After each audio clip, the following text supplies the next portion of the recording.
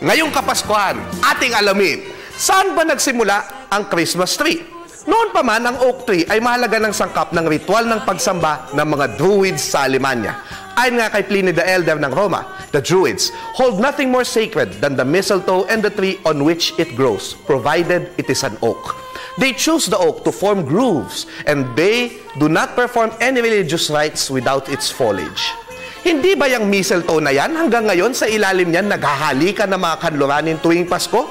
Hindi lamang ang mga Druids, maging ang mga Romano ay pinapalamutian pa ang mga punong evergreen bilang tanda ng muling pagsilang. Ngunit, kailangan tanggapin ang historikal na katotohanan na ang Kristyanismo ay lumaganap dahil ang mga naging tagapagturo nito ay gumamit ng mga simbolong mahalaga na sa mga tao noon.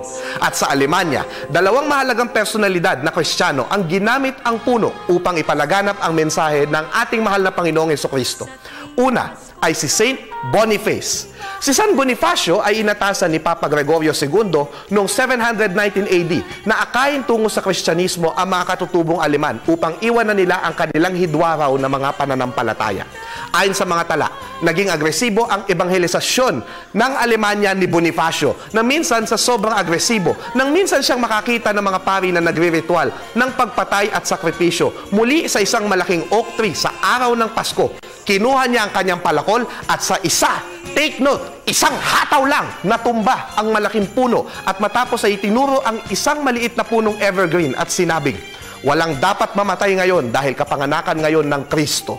At ang maliliit na punong ito na lamang ang iuwi ninyo sa bahay ninyo.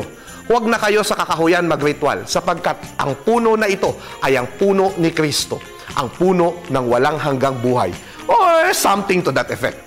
Sa isang iglap, nagsipaglipatan daw sa Kristyanismo ang mga nakasaksi.